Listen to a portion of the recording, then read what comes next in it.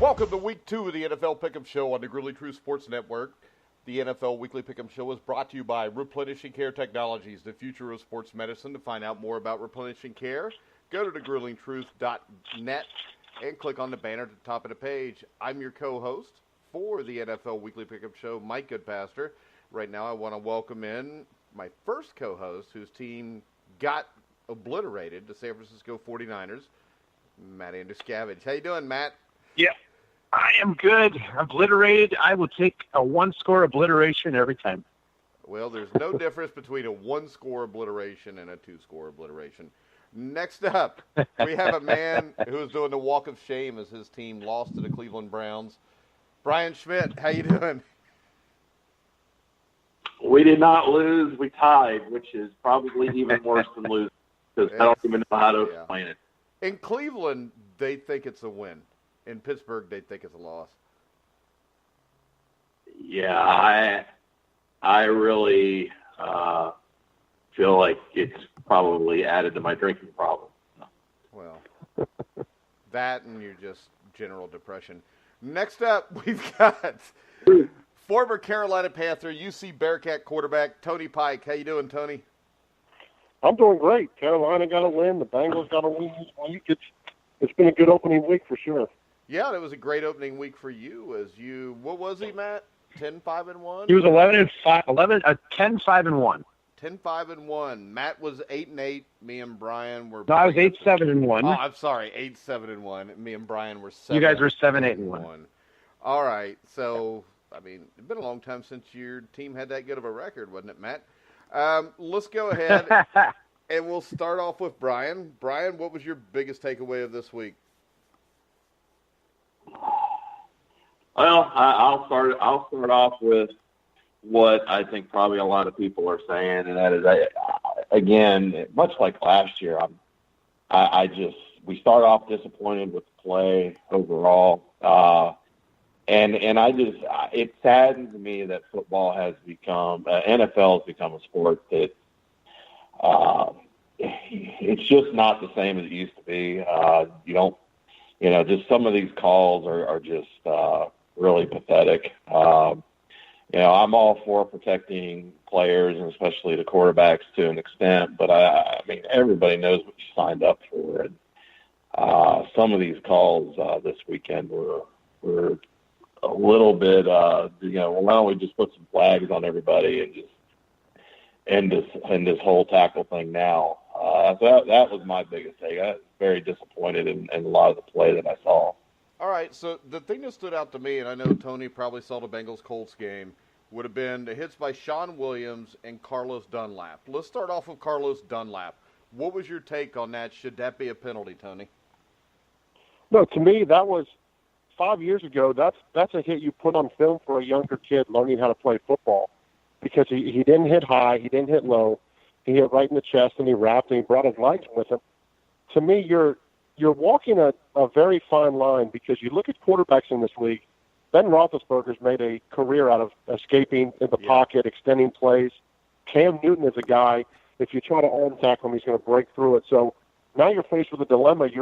If you're Carlos Dunlap, you're a 6'6", 270-pound guy coming off the edge trying to beat a tackle, and then you're expected to slow up or decelerate.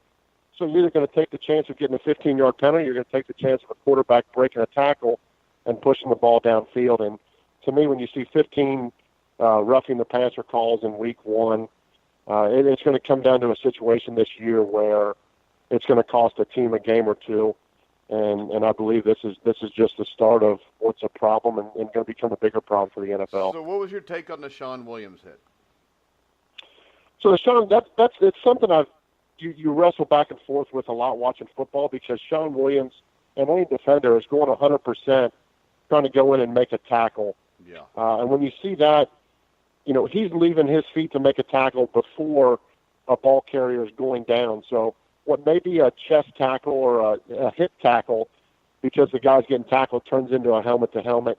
It's tough because guys work all off season to basically have their first game ended, and now fines being handed down for a bang-bang play that, it just takes the physical and fast, aggressive nature out of the game. Now, here's my question. I'll pose it to Matt, and then we can come back to Tony if you want to answer it too, and Brian. But the thing that strikes me is this. Andrew Luck gets hit in the head. It is deemed a vicious enough hit in the head to throw Sean Williams, the Bengals safety, out of the game. But they do not do any kind of concussion testing on Andrew Luck. And I've heard nobody bring this up, but if somebody takes a blow to the head and it's bad enough to kick the guy out of the game that did it, how can we not pull him out of the game for just a couple plays and make sure he's all right? That's a fantastic point. That's the thing about that. That's probably the biggest thing I don't like about this rule is it's already pretty arbitrary. I mean, it's a judgment call, and they're going to side on what they call the point of emphasis every year. And so they're going to side on it a lot of times. And now the fact that you can throw a guy out of the game on just one play, I really believe you make a good point here with why wouldn't we evaluate him for a concussion? And that really pokes a huge hole in the whole rule. Yeah, and that, I'll go to Tony real quick because he did play quarterback. But that is the thing that drives me nuts about this. I watched this yesterday, and these guys are taking shots to the head. Guys are getting penalties, but they're not checking these guys. So if you're not checking them, you're basically just putting, lipstick on a pig. You're not really protecting the players. You're just masking that you're not, because they're not going to take Andrew Luck out when the Colts are driving. Right, and that's the problem with the rule, because they get this rule being set up as an independent doctor on the sidelines. And yes, you see guys on kickoff or bang-bang plays walk off the field and get tested, but you saw in the Super Bowl a couple years ago with Cam Newton, should have never went back in that game, and that's to me when it started. But until the NFL and this, the concussion doctor on the sideline pulls out a star player at a crucial point of the game, no one's ever going to give it any validity, because it always seems to just go with the players that you can have expendable for a couple plays or for a series, but until a guy is pulled out because of what a sideline judge sees, this joke to me is always going to be this rule to me is going to be a joke. All right, Brian. Yeah, it comes back to what I said in the beginning. I mean, we're just constantly seeing every year. It just seems like we see things that just don't make sense, and this was a perfect example. You deem a hit enough to throw somebody out of the game, but yet there's no concussion protocol. Almost to the point, and I didn't watch the game. I saw the hit and everything else, but I mean, the feeling I got was there wasn't even discussion about it. And that just, it just shows that somewhere along the way in the last, 5 years, 7 years, we've gone to the point from protecting players to now we're to the point that, and I hate to use the term overprotecting players. I don't know what the right term, but we're to the point now where we're making ridiculous rules that don't make sense, that are really not helping the situation or making it worse. They're making the game of football no longer the game of football, and that's what's disturbing to me. So much of this, that what we're seeing, the smallest things are guys are getting thrown out, guys are getting fined, and we're losing what made football football, and it's disappointing. All right, Matt, your biggest takeaway from Week 1? I'm going to go with the big surprises of the week. We all picked the Houston Texans to win.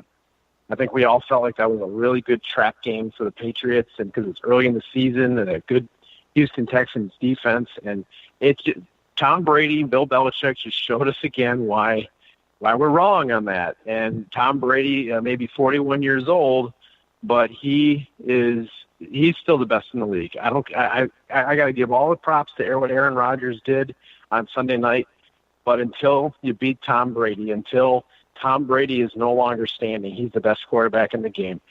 And I'm going to go with also the shock of Tampa Bay. Who saw that coming? Ryan Especially Fitzpatrick looking like points.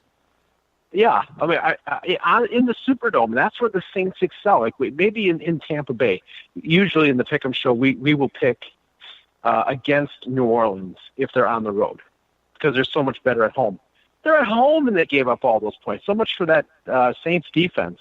And Alvin Kamara running the ball because they didn't run the ball either.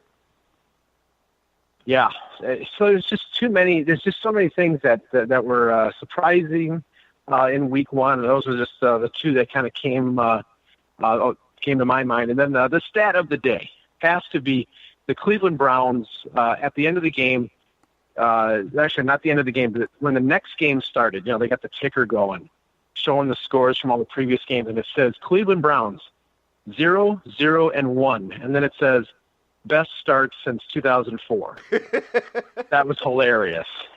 I didn't see that. That was great. That's good. All right, Tony, what was your big takeaway? Well, I think when you look at one, we talked about the penalty calls, but I saw two things. I saw 7 new head coaches that were unable to get a win, and some looked bad doing it. Detroit Lions looked awful with Matt Patricia. I thought John Gruden, as that game went on, got out-coached by McVay. And you go down the list, and then the other thing to me is the 4-quarterback carousel that we saw this year. Denver getting Case Keenum and getting a win. Washington getting Alex Smith and getting a win. Alex Smith, like I said, Patrick Mahomes I thought was one of the breakthrough stars of Week 1 and what he was able to do with, when you look at it, a Kansas City offense that's going to be unbelievably explosive this year. So I think you look at the coaches struggling and the quarterbacks that made those switches and made the moves to new teams. You look at Kirk Cousins in Minnesota, all getting wins and all showing that they can play more than just as a system quarterback, which we sometimes see in this league. All right, the things that stuck out to me was the first pick in the NFL draft will probably go to the Buffalo Bills. I don't think there's much doubt there. No question. Yeah, as you said, Andy Reid showed what a great football coach he was. I mean, new quarterback. They've made some player personnel changes. Tyreek Hill was amazing. And the thing that got me was Travis Kelce didn't even go off and they scored 38 points. So I think maybe they're the favorite in the West right now. The other things, like you said, Matt Patricia was completely outcoached by Todd Bowles. He looked lost on the sideline. He looked a little like Marvin Lewis. The other thing that got me was the Bears and the Packers game. And I know everybody talks about Aaron Rodgers, but 3rd and 1 on the 21, you're up by 3 points. Aaron Rodgers is on the other team, and there's over 2 minutes left. Why would you not run the ball there to get the first down? Thank you. It made no sense to me. And I'll tell you another thing, and you guys can tell me if I'm wrong, but at 4th and 1, up by 3 points with Aaron Rodgers on the other sideline, I'm running Jordan Howard because I can win the game with that play. And we all know if we give Aaron Rodgers the ball back down 6 with 2 minutes left, we're probably going to lose. So those were my big takeaways. It sounded like and you got to catch the interception that gets.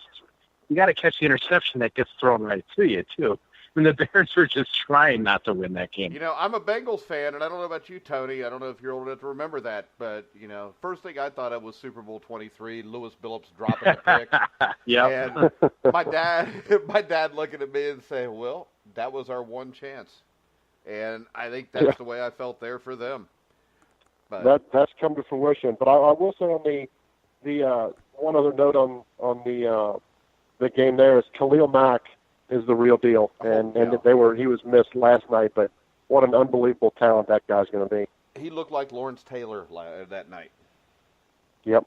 And that's saying a lot. All right, let's go to Week 2. We'll start off with probably the most important game because the Cincinnati Bengals are in it as they host the Baltimore Ravens. And we'll start off with Matt, who will probably be a hater and pick Baltimore. Where's this game being played at? Cincinnati. I'm going to pick the Bengals. To me, this is a toss-up game, but I think you picked the home team here. I think both teams have a good chance to win the game. Both teams played pretty well against lackluster opponents. I thought the Bengals had a better opponent than the Ravens did, though. And I would just say the Bengals at this point, there's no reason to pick against them. Joe Mixon's a really good running back. I think he's going to prove to be one of the best in the league. They've got a good enough defense. I'm still not really sure the Ravens have that good of an offense. I think the four of us could go get 7 of our buddies and score 20 points on the Bills. So I'm not really quite sure what's going on with where the Ravens are at, but I'll take the Bengals here. All right. Tony. Yeah, I agree. I'm going to take the Bengals, but this, to me, there's a couple different storylines here. One, Buffalo might not win a game this year. And with that being said, I still think that Baltimore is an improved team. I think Joe Flacco is kind of reignited by the drafting of Lamar Jackson, but the fact that Lamar Jackson was their second leading rusher in game one is going to be a difficult task on a short week for the Bengals to prepare for both. But with that being said, I love what you saw out of Joe Mixon. I love A.J. Green. Even though he fumbled twice, you're not going to see that out of him again. But what I like the most out of this Bengals team is Andy Dalton on the first play from scrimmage throws an interception. Yeah. He chases the guy down, tackles him. We come back and intercept it, which could have been a momentum change. But Andy Dalton in years past lets that snowball into a bad game. He bounced back. He had not a big number game, but he managed that game well. I think this game comes down to, though, Marcus Hunt, who the Bengals couldn't wait to get rid of, made Bobby Hart at right tackle look awful. But Bobby Hart was awful the last few years for the Giants, too. Yep. Marcus Hunt had 2 sacks. If the Bengals don't win on first and second down and they get the 3rd and 10 situations with Terrell Suggs, who is 5 times as good as Marcus Hunt, it's going to be a long night for Andy Dalton. But that being said, I think they take care of business at home. Yeah, I think the key here is to be able to throw the ball on first down because, like you said, if Marcus Hunt can get to it. I think Marcus Hunt, in the 4 years he was here, had a sack and a half, and in the one game against the Bengals, he had 2 sacks. So, Brian? Yeah, I'm going with the Bengals also. I think they were more, again, when you're playing the Bills, how impressive really is Baltimore right now, we really don't know. But I think the Bengals one was impressive. I like them offensively a lot better. I think, especially being at home, I think the Bengals will win this. I think it'll be a good game. I think the Bengals will win this by 3 to 5 points. Yeah, I'm going to take the Bengals also. Plus, you have a history of the Bengals beating the Ravens. I think Marvin Lewis, I'm not sure about this, but I'll ask Tony. Marvin Lewis has got a winning record against John Harbaugh, doesn't he? Yeah, and then you look even back to last year, the Bengals beating the Ravens in the last week to push Buffalo into the playoffs. Yeah. And I don't know what the overall record is, but I know the last couple of years the Bengals have had a pretty good edge. And when Marvin Lewis is beating on a consistent basis, that could be a problem. Yes, it can be. And an amazing thing is, I think John Harbaugh is one of the best coaches in the NFL, but I think the problem there is they haven't drafted that well the last 5 or 6 years. Next up, we'll start off with Brian, since his beloved Pittsburgh Steelers will host the Kansas City Chiefs. Who you got here, Brian? I feel Pittsburgh will come back in this. I don't feel as confident with it as I have, but this has also been many times where I've not felt as confident with them, and then they come back with a good, strong week. So I think they will come back with a week, and then I'll take the Steelers. All right. So Brian's got Pittsburgh. I'm going to take the Kansas City Chiefs.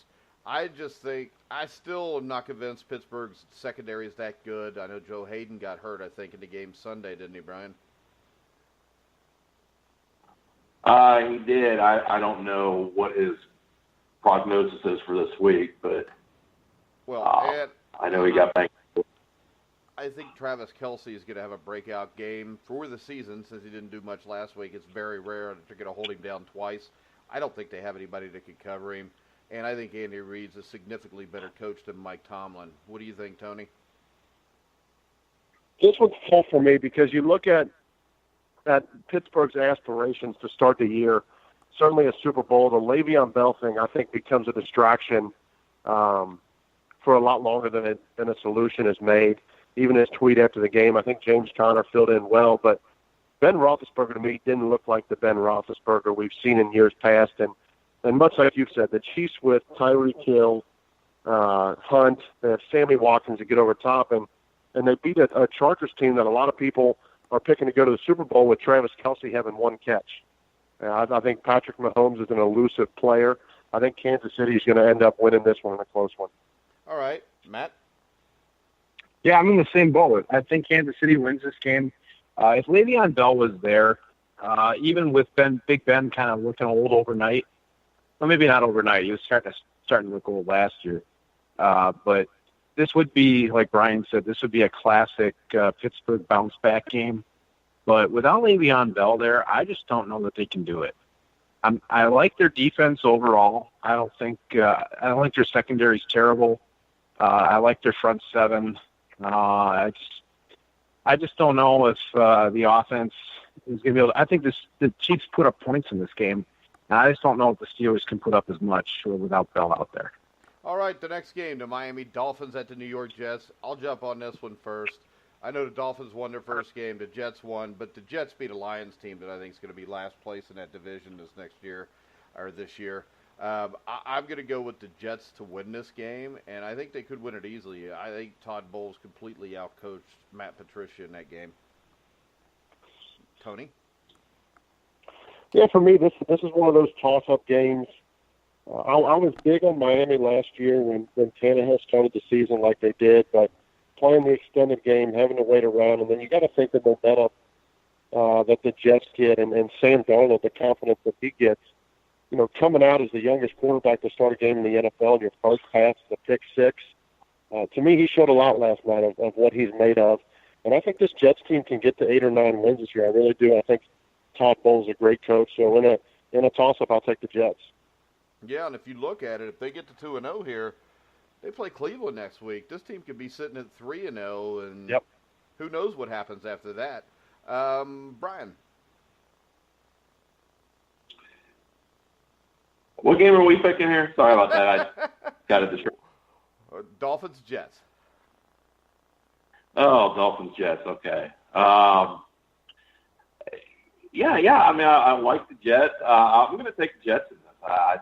I liked, from what I watched, I liked what they saw. Yeah, Patricia, I don't think coached a great game, but I really did like, some of the things I saw from the Jets, and being at home, I think the Jets will win this. All right, Matt. Yeah, I'm going with the Jets as well. I'm not sure. I don't know if the Jets are just going to flat out destroy them, but I do think that they'll win I think they'll win by a touchdown. Sam Darnold looked like he was pretty good, so I'll go with that. All right. Next up, the Philadelphia Eagles at the Tampa Bay Buccaneers. So was the Buccaneers win over the Saints an aberration, or can they beat the Eagles, Matt? I'm going to go with aberration on that one. I'm not really sure. I'm going to go with, Tampa Bay. I think they won just because that's one of those division games that can sometimes go either way. That happens sometimes in division matches. But with the Eagles coming to town, no way. I think the Eagles win this easily. I think Fitzpatrick comes back to earth. All right. Tony, Eagles, Bucks. I think the Eagles win this one pretty easy. I think when you look at the Buccaneers, overachieved in week 1. Ryan Fitzpatrick has always been a good, smart quarterback, but I don't think he can sustain that. And I think, the Eagles at 1-0 still have a lot to prove. That wasn't a clean win against the Falcons. It wasn't pretty by any stretch. I think they want to come out and show that they're a Super Bowl contender this year, and I think they can start that now in a game where the Buccaneers have to take a step back. All right, Brian? Yeah, I'm going to go with the Eagles here too, but I'm a little more apt to feel like this is going to be a closer game. Fitzpatrick, if you look at his career, especially early in the season, he generally plays well. First 4 or 5 games, he has played well in the past, especially when he starts off hot. And so I think they'll keep that up. I just think the Eagles have too much offensively and defensively that I don't think they're going to lose this game. But I think it'll be a little bit closer game than what some people think. Yeah, I think it's going to be a really close game, and I'm tempted to pick the Bucks, but I'm not going to. I'm going to go with Philadelphia also.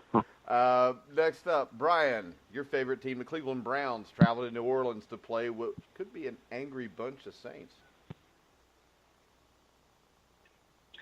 Yeah, and I think that because they're going to be an angry bunch of Saints, I don't think this is going to be close. It's kind of weird to say, too, an angry bunch of Saints. Go ahead.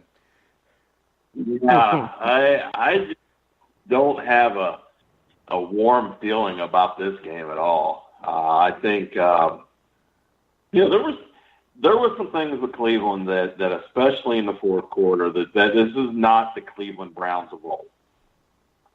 This is a little different Cleveland Browns team, a little different mindset, but you're going into a buzzsaw. If this was in Cleveland, it could be a little different, but you're going down there, and this is going to be an angry bunch of Saints. And, I don't think this is going to be close at all. Yeah, I think the angry bunch of Saints wins, too. What do you think, Tony? Yeah, I think, to me, when you turn a team over 6 times and you can't get the win, I think that's deflating. And then you look at the stat of Tyrod Taylor. Yeah. 53 plays, he dropped back. He got pressured on 28 of them. They're not going to be able to protect him. And I think you get into trouble when you go to New Orleans coming off a loss where they still put up 40. You're going to have to get into a situation at some point in the game where you're going to be a pass-only type of situation. And when you get into that, when you can't protect the passer, it's going to be bad. I think New Orleans wins this one big. All right, Matt, you want to jump on the Browns here? Yeah, no. I think the Browns probably played their best football of the year last week. In New Orleans, Tony really hit it on the head. They're going to have to pass. This is going to be, if you're going to try to keep up with the Saints in the Superdome, especially with the Saints coming off a loss, the angry bunch of Saints, they are going to be scoring a lot of points. You're going to have to try to keep pace with them, meaning you're going to have to pass. And their offensive line's awful, so I just don't see this working out very well. Saints win huge here. All right, next up, Andrew Luck and the Indianapolis Colts will travel to Washington to play the Washington Redskins. Tony, I'll let you pick this one first. And, I mean, Andrew Luck looked good for not playing for a couple years. Yeah, I mean, he came out and threw the ball 52 times in the first game. I would say out of those 52 times, though, I would say 40 of them were 10 yards and under. Yeah. He's not ready to push the ball down the field yet. His offensive line is not good. They got to get the ball out quick. I think Washington studies that on film. I think they make the adjustments. And I think Washington becomes one of those teams that is, quietly can put together a good year because Alex Smith, throughout his career, he finds the tight end. He completes passes at a high rate. And he's got Jordan Reed if he can stay healthy. I think Washington will win this one.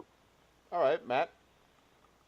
Yeah, I was thinking about going with the Colts, but with the Redskins being at home, I think they're just scrappy enough to pull a game like this out. I think the Colts just have way too many weaknesses. Well, I think their biggest weakness is their offensive line, and they can't run the ball. Brian? Yeah, I'm with you guys. I'm going to go with the Redskins. Andrew Luck did play well, but I think the Redskins are a little bit tighter in terms of offensively, defensively, and I think that'll be enough in this game for them to pull out a win. Yeah, I agree. I don't think there's much to say about that one. I think the Redskins will take care of the Colts. Next up, we've got the Buffalo Bills hosting the Los Angeles Chargers. Brian? Chargers. Should we all just on the count of 3 just say Bill or just say Chargers? Yeah, I think we'll all say Chargers. I don't think we'll say Bill. All right. Tony, you going with the Chargers too? Yeah, just go ahead and mark me down for every game this year picking against Buffalo. Yeah, I agree. The Nathan Peterman experiment needs to be over. He's not the answer. Yeah, but I think the reason they were doing that experiment is they were hoping he would play good enough so they wouldn't have to feed Josh Allen to every NFL defense that plays against that offensive line. Correct. Because let's face it, we've watched Russell Bodine and Marshall Newhouse before, and nothing's going to get any better there. Oh, it's going to be a long year. All right, next up, Matt, your favorite team, the Green Bay Packers, host the Minnesota Vikings. Minnesota at Green Bay, we still don't have any word yet about Aaron Rodgers' knee. It was swelling up. They're waiting for the swelling to go down to kind of make a further evaluation. So his status is technically up in the air. I'm sure he'll play unless he's got a tear. But the Chicago Bears, and this isn't to take anything away from their defense. I think they have a really good young defense, and that was before Khalil Mack. Now you have Khalil Mack. That's a really good young defense. Not quite as good on the back end of the secondary. But Minnesota is a completely different animal. That is the most complete defense in football. It's deep everywhere. They've got Pro Bowlers everywhere. This defense is out to prove that they're a Super Bowl contender, and now they've got a quarterback. I mean, he's probably maybe a tick above Case Keenum, the way Case Keenum played last year. I'm not really sure how good he really is, but in this on this team, you just don't have to make, as long as you don't make mistakes, Dalvin Cook and the defense can clean everything else up. So Minnesota's going to go in there and win. I'm not sure they're going to win big, but I think they'll win by 7 to 10 points. All right, Tony. For me, this is one of those spreads you look at right now. Green Bay's favored by a point. I just, with the status of Aaron Rodgers unknown, I don't even know if they beat Minnesota in Week 2 with a healthy Aaron Rodgers. Yeah. Certainly not at Aaron Rodgers at 50% or 75% if he even plays. I agree. Minnesota's defense is the most complete defense in the league, offensively with Diggs and Thielen, and now Dalvin Cook healthy with Kirk Cousins. I think they're going to be formidable for anyone they go against. I'm going to take the Vikings as well. Yeah, I'm taking the Vikings whether Aaron Rodgers is 100% healthy or not, because Aaron Rodgers doesn't play defense either.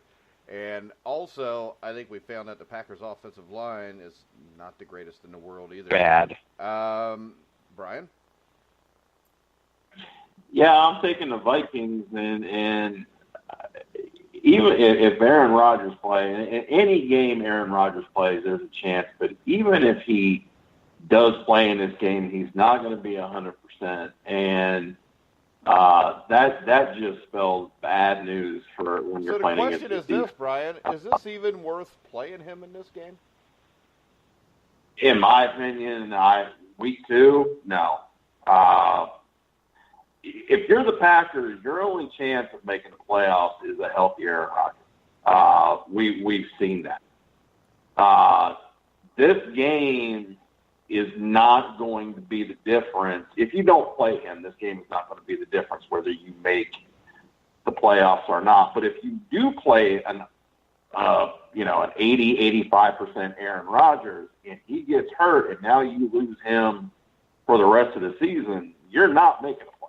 So, to me, I don't think this game is a good game to play him. I think you sit him out and move forward to get him healthy for the rest of the season, because it's Week 2.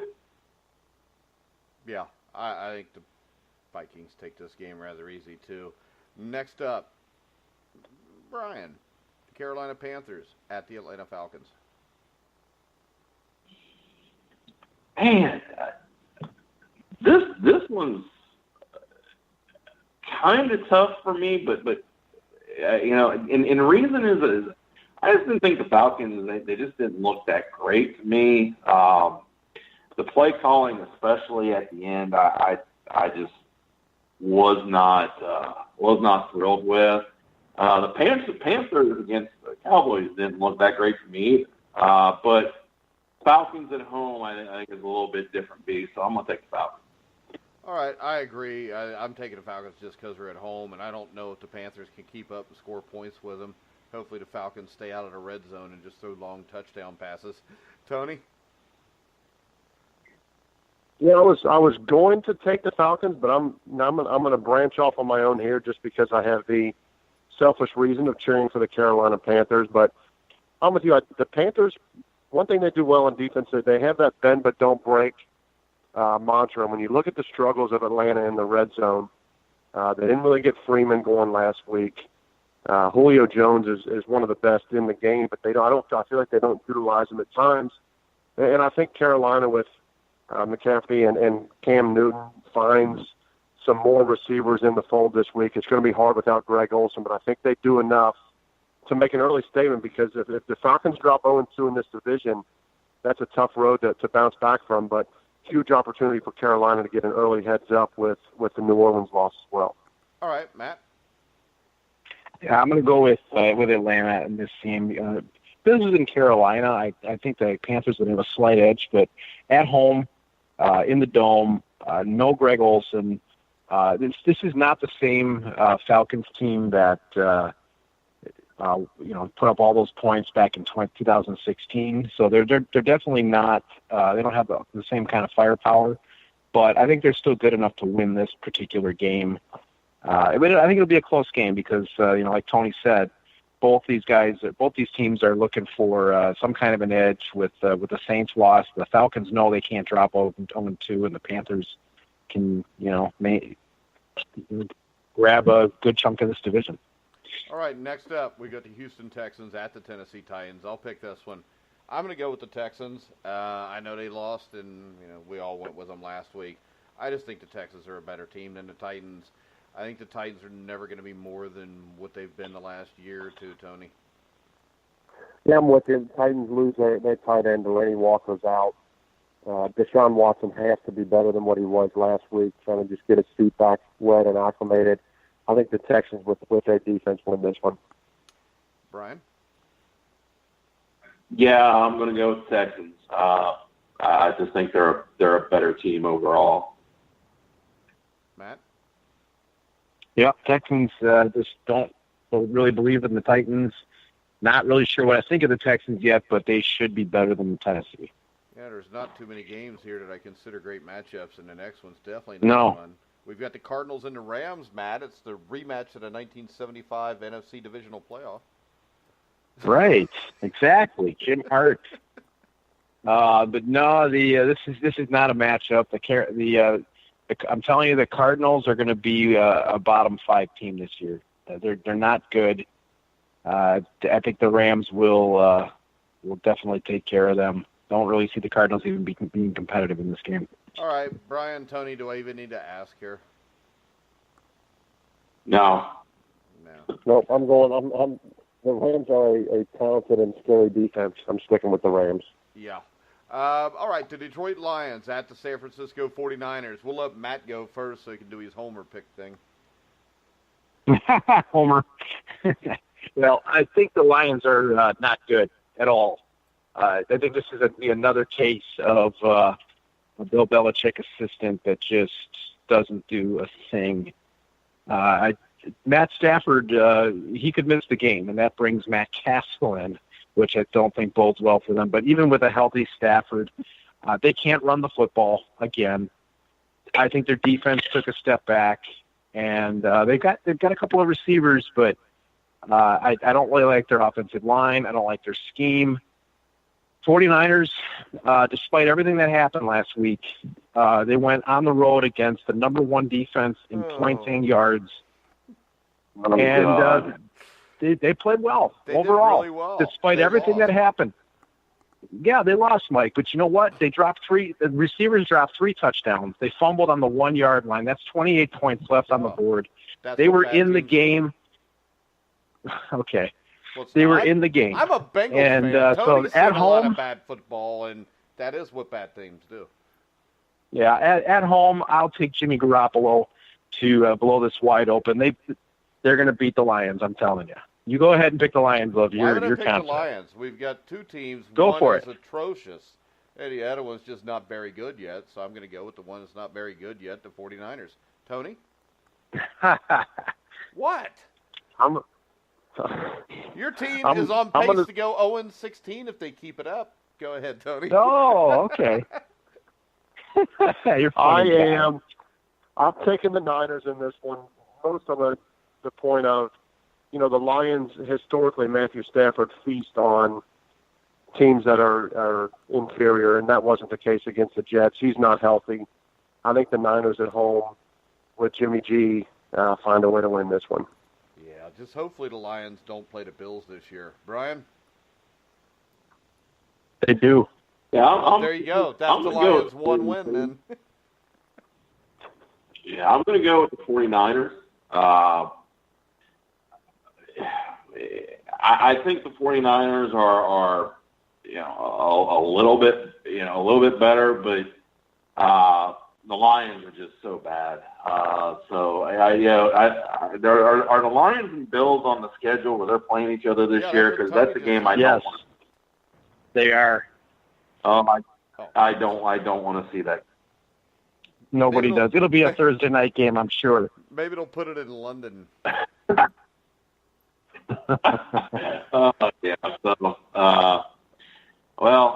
go with 49ers.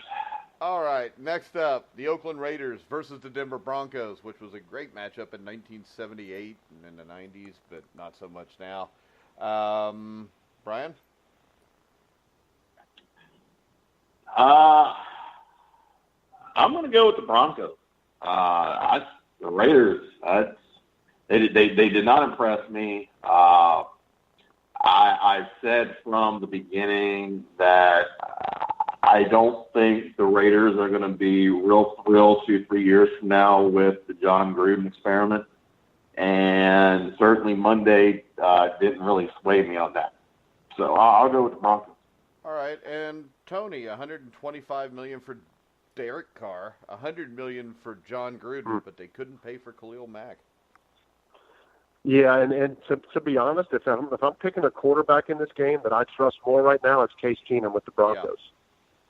David Carr made some awful throws last night, and when it looked like a great strategy to start the game, getting the ball out quick, it showed later in the game that they just cannot block anyone up front.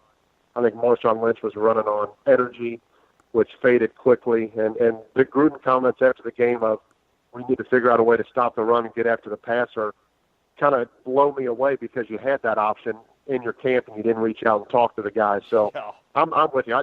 I think the Raiders struggle to win 5 or 6 games this year. They're just, to me, they're not a complete team at all.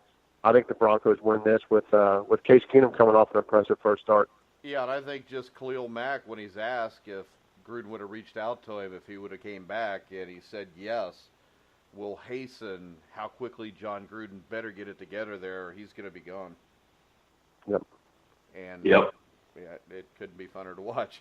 Matt? Oh, yeah, Denver's going to win this. The Von Miller is going to be all over Derek Carr, just like he was over Philip Rivers last week. Broncos have enough offense to win this game. The Raiders have a lot of old players. I think this is going to be the big spotlight on who John Gruden really is, an overrated head coach. They will be lucky to win 6 games this year. Yeah, I'm going with the Broncos also. So the question is, will they win more games than the 49ers? I'm kidding. Brian, you picked this game. Did you pick this game yet, Brian? Yes, I did. All right, Broncos. I should write things down while we do this. Next up, I think the game of the week, the New England Patriots at the Jacksonville Jaguars, Brian. Yeah, I think this has got potentially a good game, but I'm going to go with Patriots. I just think that they'll do a little bit more than the Jaguars, but I think this really does have potential to be a very good game. Yeah, I'm going to go to Patriots too, just because anytime Tom Brady's lined up on one side and Blake Bortles is on the other side, I'm taking Tom Brady. Tony? Yeah, I like Jacksonville with a healthy 100% Leonard Fournette because of their defense. That's not the case. Leonard Fournette's day-to-day with that hamstring injury, which for running backs seems to cause more problems as it goes on. Jaguars have no one in the passing game.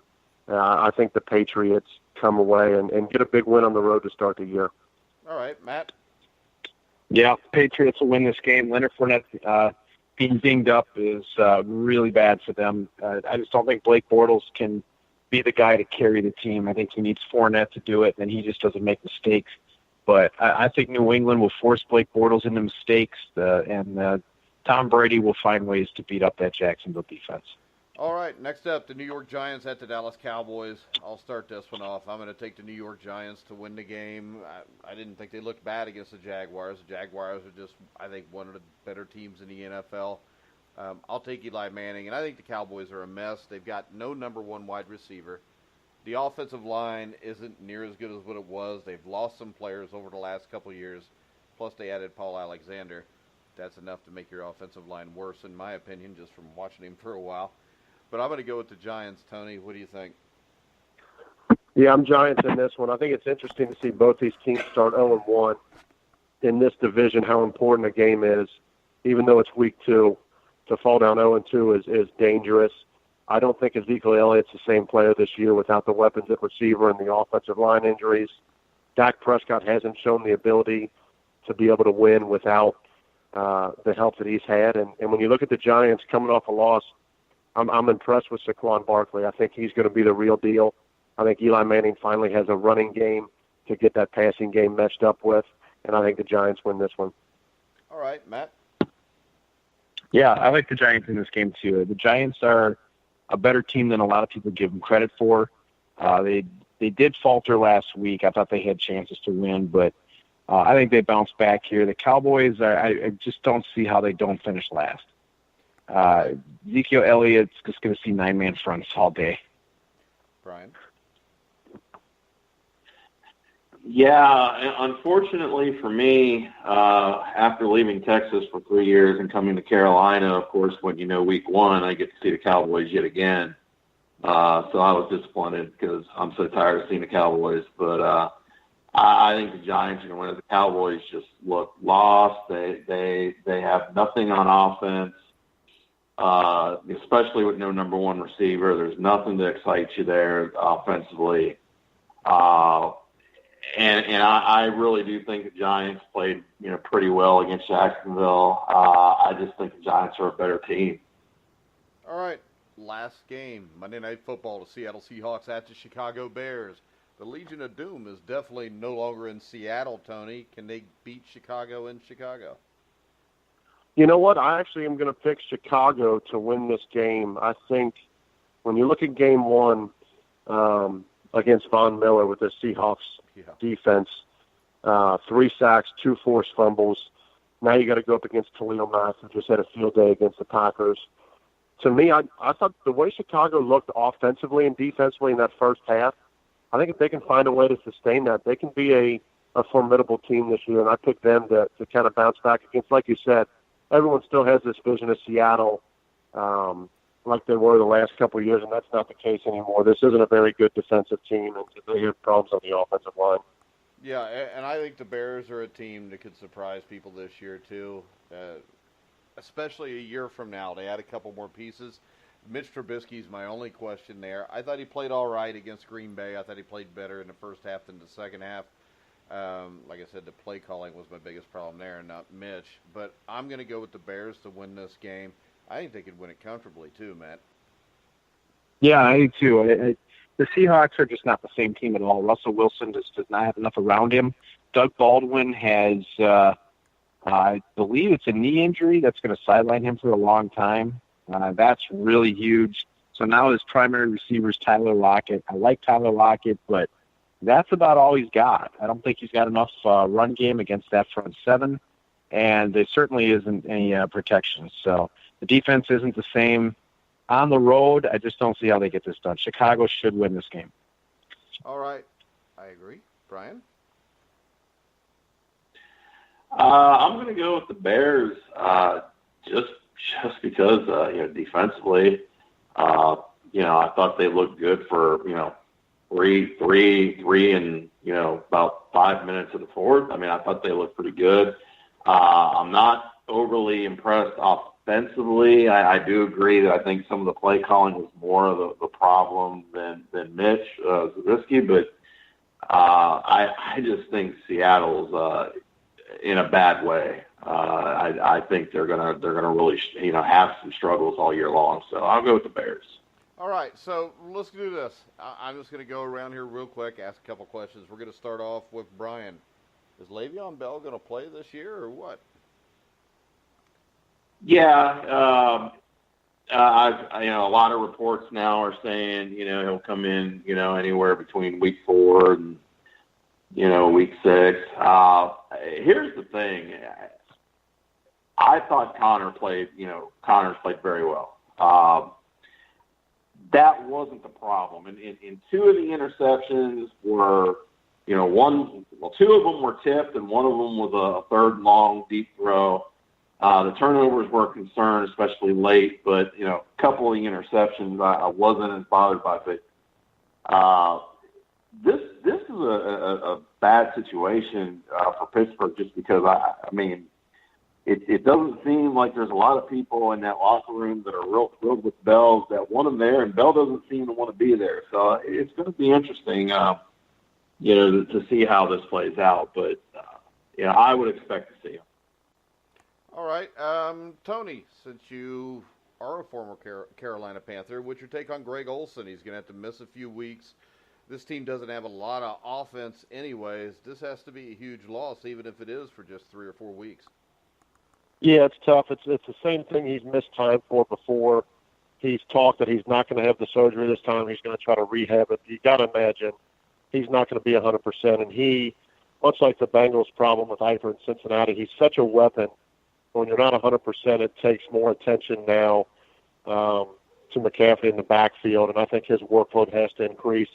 But it certainly falls on the Cam Newton's shoulders, and this is a big year for Cam Newton because it's going to separate to whether he continues to go down this path away from his MVP type of year or if he works back to it.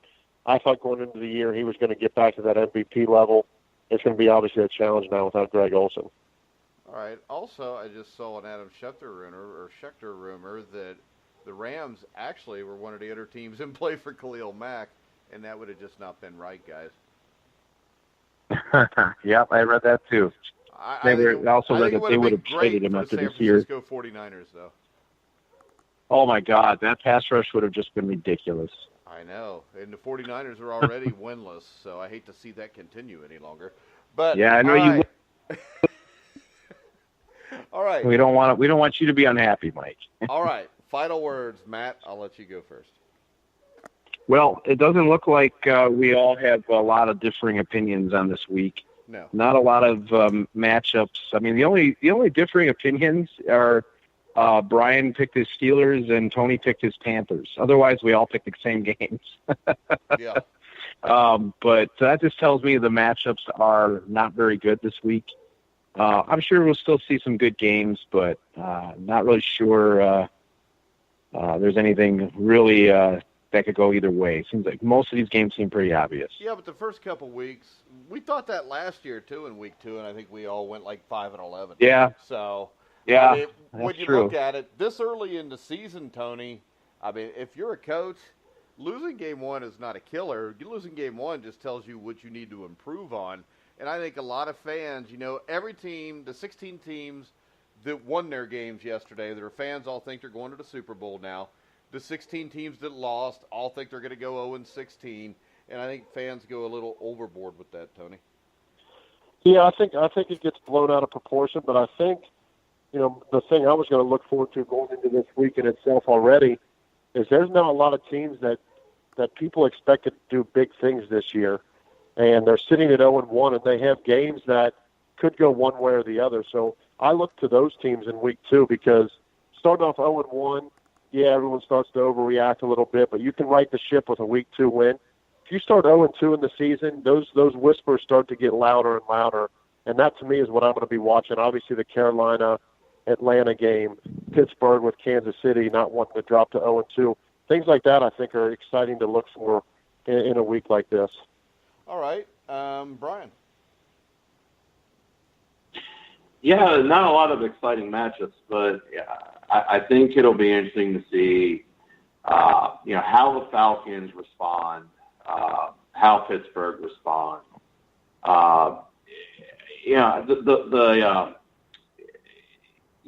Seeing those kind of games, I think will be the interesting part. The game for me, really, the Giants and Cowboys is just because the Cowboys just do not look good, and it would be great to really kind of see. For me personally, I'd love to see the Giants win that because I push the Cowboys out a little bit. I'd be happy with that. So that's the game I really hope the Giants win. Yeah, anything to shut up Cowboy fans. The only thing worse than a Cowboy fan is a 49er or Steeler fan. All right, guys, I want to remind everybody, tomorrow we have Survive and Advance at noon with me and former 1981 national champion Steve Risley. At 4 o'clock, me and Joe Kelly will be back to do the Cincinnati Bengals show. The golf show with Lucas Weiss and Steve Risley. The aforementioned Steve Risley will be on tomorrow night right around 10 o'clock Eastern. Also, 8 o'clock tomorrow night, me and Steve Risley are doing the Indiana basketball show with our new co-host, Colin Hartman. So make sure you check that out live at 8 o'clock on thegruelingtruth.net. Me and Brian, I'm going to be busy tomorrow, guys. I coach high school football the rest of the week, so I got to do everything on Wednesday. And tomorrow night at 9:30, me and Brian will be back with four-time Grey Cup champion Robert Drummond with the CFL Pick'em Show. And then at 10:15, me, Jeremiah Pricer, and John Raspani will be on with Inside Boxing Weekly, a preview of the Canelo Alvarez-Gennady Golovkin super fight this weekend.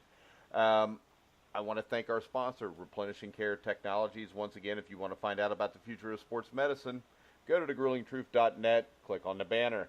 Once again, you can hear us on iHeartRadio, Spotify, iTunes, TuneIn, Spreaker, wherever you find sports podcasts, you'll find The Grueling Truth. So for Tony Pike, Brian Schmidt, Matt Andruscavage, I'm Mike Goodpaster. You've been listening to The Grueling Truth, where the legends speak.